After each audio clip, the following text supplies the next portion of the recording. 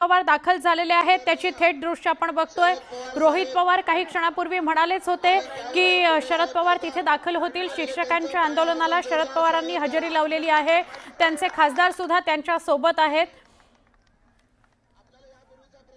आमच्या प्रतिनिधी प्रणाली कापसे यांच्याशी बोलूया। प्रणाली, आंदोलन चालू आहे, त्या आंदोलनाला शरद पवार पोहोचलेले आहेत। त्यांच्याबरोबर या ठिकाणी रोहित पवार सुद्धा उपस्थित आहे। खरं तर काल रात्रीपासूनच रोहित पवारांनी या आंदोलनाला समर्थन देत या आंदोलनामध्ये ते सहभागी झालेले होते। आता आपण पाहतो की शरद पवार या ठिकाणी पोहोचले आहेत आणि या समन्वय संघ ज्याच्या संघाचे जे अध्यक्ष आहेत ते या ठिकाणी त्यांच्या मागण्या ज्या आहेत ते सांगतायत। साधारणतः राज्यामध्ये 5844 खासगी शाळा आहेत, ज्याच्यामध्ये प्राथमिक, माध्यमिक आणि उच्च माध्यमिक अशा सगळ्या स्वरूपाच्या शाळा आहेत आणि त्यामुळं या ठिकाणी आपण पाहतो आहे की सगळेजण जे आहेत ते मागण्यांसाठी म्हणून आझाद मैदानावर आलेले होते आणि आता आपण पाहतोय की आंदोलन जे गेले 2-3 दिवस सुरू होतं त्याला काल रोहित पवार यांनी भेट दिली। एवढ्या दिवसामध्ये कुठल्याही शासकीय अधिकारी आणि कर्मचारी यांनी भेट दिलेली नव्हती, कुठल्याही मंत्र्यांनी भेट दिलेली नव्हती आणि त्यामुळं आपण जर बघितलं तर हे आंदोलन काल चिघळणार होतं। रोहित पवार यांनी सांगितलं की जोपर्यंत या आंदोलनामध्ये कुठलाही मंत्री भेट देत नाही तोपर्यंत हे आंदोलन असं सुरू राहील। त्यानंतर काल गिरीश महाजन आले, त्यांनी आज जे आहे शिक्षकांचं एक पथक हे आज मंत्रालयामध्ये जाणार आहे, नगरान भवनात जाणार आहे। तिथे मुख्यमंत्री, दोन्ही उपमुख्यमंत्री यांच्याबरोबर त्यांची बैठक होणार आहे आणि त्या बैठकीत काय तोडगा निघतो हे बघावे लागणार आहे। तत्पूर्वी आपण पाहतोय की राष्ट्रवादी शरदचंद्र पवार पक्षाचे अध्यक्ष हे या ठिकाणी आझाद मैदानावर पोहोचलेले आपण पाहतोय। त्यांच्या मागण्या आहे की टप्प्याटप्प्याने अनुदान दिलं जावं। शासनानं 14 ऑक्टोबर 2024 ला निर्णय घेतला होता की 20% टप्प्याचं अनुदान पहिल्यांदा दिलं जाईल, त्यानंतर 40%, नंतर 60%, नंतर 80% आणि नंतर 100% असं अनुदान सगळ्या शाळांना दिलं जाईल। परंतु प्रत्यक्षात मात्र ते अनुदान अजून देण्यात आलेलं नाही आणि म्हणूनच आता आपण या ठिकाणी आपण पाहतो आहोत की हे आंदोलन सुरू झालेलं आहे आणि साधारणतः आजच्या घडीला आझाद मैदानावर 2 ते 3 हजार शिक्षक जे आहेत ते उपस्थित झालेले आहेत। पाऊस पडत असताना सुद्धा चिखलात, मातीत ते सगळेजण बसून राहिलेले आहे। आता जोपर्यंत अनुदान मिळत नाही तोपर्यंत आपण माघारी जाणार नाही अशी भूमिका त्यांनी घेतलेली आपल्याला बघायला मिळते। खरंय प्रणाली, एखाद दुसऱ्या वर्षाचा संघर्ष नाही, 26 वर्षांचा त्यांचा संघर्ष आहे। पूर्ण अनुदान, पूर्ण पैसेच त्यांना मिळालेले नाहीत। शरद पवार यात कसा हस्तक्षेप करू शकतात? त्यांनी पाठिंबा दिलेला आहे का या आंदोलनाला आणि शिक्षकांचं म्हणणं ते ऐकून घेणार आहेत का? आपण पाहतोय की शरद पवार हे या ठिकाणी या आंदोलकांना समर्थन देण्यासाठी आलेले आहेत। निलेश लंके आपण पाहतो हे ते या ठिकाणी आता भाषण करतायत।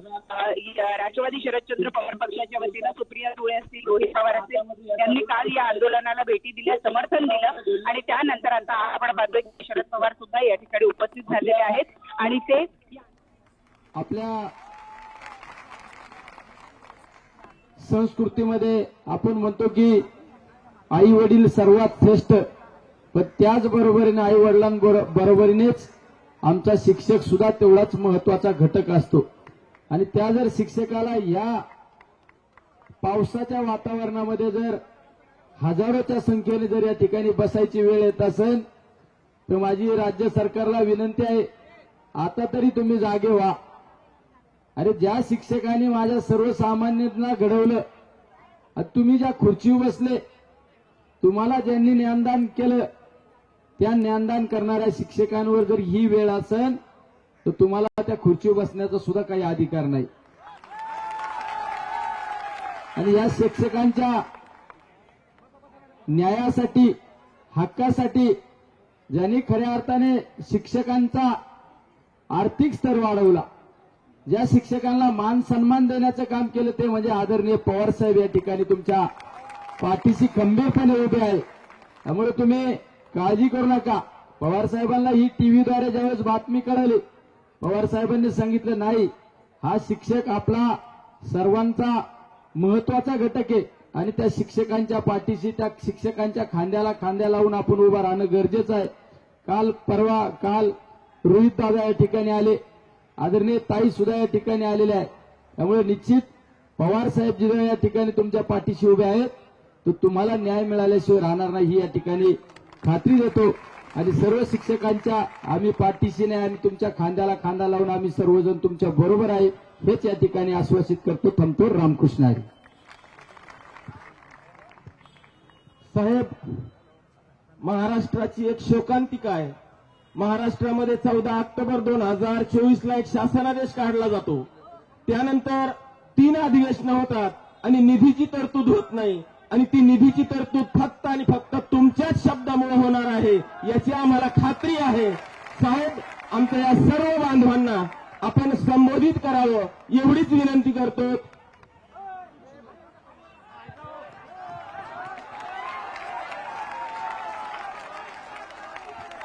सरकारी मित्रांनो, गेले काही दिवसापासून न्याय मागणीसाठी दुर्दैवाने तुम्हाला संघर्ष करण्याची आज वेळ आलेली. शासकीय कर्मचारी, निमशासकीय कर्मचारी हे महाराष्ट्राच्या प्रशासनाचे अत्यंत महत्वाचे घटक आहेत.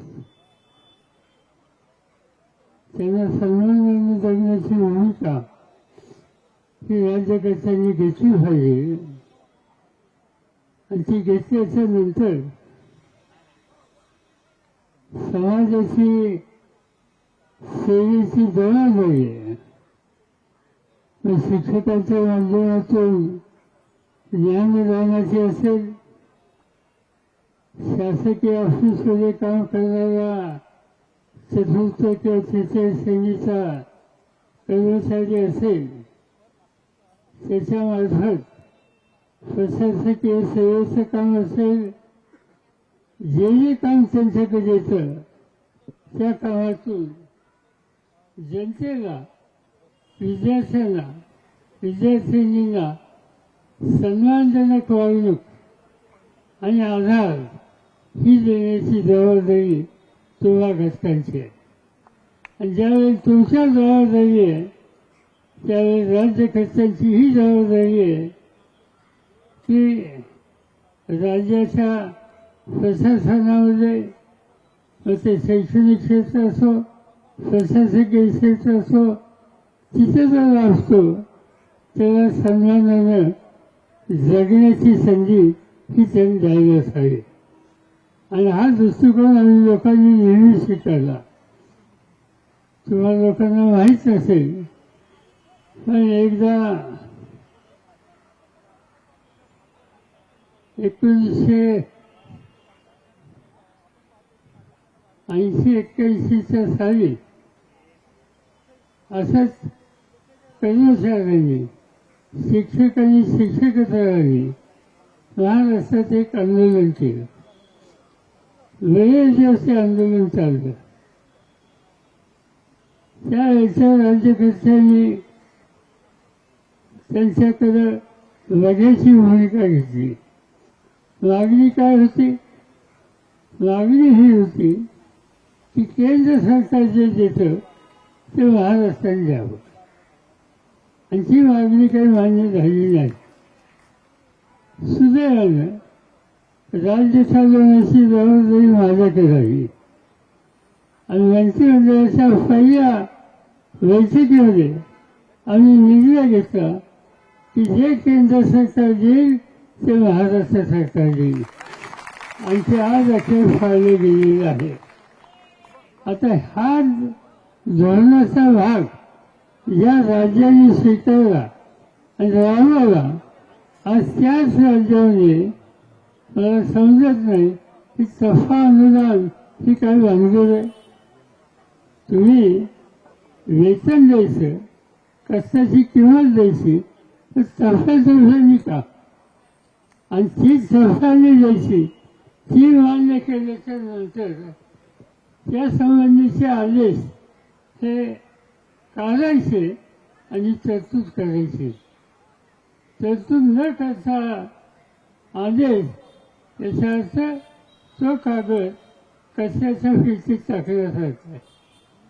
आणि म्हणून राज्याची जबाबदारी आहे जे द्यायचं आणि देणं गरजेचं आणि योग्य आहे, हे फटक्याच्या नंतर त्या संबंधीची पूर्ण तरतूद करून याबद्दल लोकांना न्याय देण्याची जबाबदारी सरकारला चालता येणार नाही.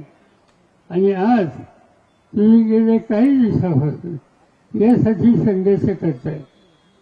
राज्यकर्त्यांना माझी विनंती आहे की शिक्षक नवी पिढी घडवणारा घटक आज पावसामध्ये चिखलामध्ये इथं बसतो आणि ती वेळ तिथं येते हे महाराष्ट्राला सोडवणारं नाही. आम्हाला आज राज्य त्यांच्या हातामध्ये आहे. आणि काल मला रोहित सावंतांच्याकडनं समजलं की ते राज्याचे मंत्री येत आहेत. मला असं वाटतं की मंत्री येत आहेत, ठीक आहे, त्याच्याकडची प्रश्न सोडवतील, पण प्रश्न अद्याप सुटलेला नाही. याचा अर्थ हा की आता राज्य सरकारला स्पष्ट सांगावं लागेल की वाटीत कुणाच्याही बाबतीत कोणाची काही तक्रार असली तर त्याच्या खोलाशी जाऊ इच्छित नाही. पण ज्ञानदानाची जबाबदारी ज्यांच्यावर आहे आणि उद्याची महाराष्ट्राची पिढी ही तयार करण्याची नैतिक जबाबदारी ज्यांनी अंतःकरणापासून स्वीकारलेली आहे त्यांना संघर्ष करायची वेळ घेऊन येऊ नका. लवकरात लवकर जो 24 ऑक्टोबरचा जी काही तुम्ही अवजड काढली ती फोकल अवजड ठेवू नका. त्यासाठी काही 1000-1200 कोटी लागतील, मला आकडा नक्की माहिती नाही. 1100 त्याची तरतूद करा, त्याचे द्यायला सुरुवात करा आणि या राज्यामध्ये शिक्षकाचा सन्मानच होतो या प्रकारचा इतिहास घडवा. हा आग्रह आम्ही लोक राज्याच्या मुख्यमंत्र्यांना सांगू.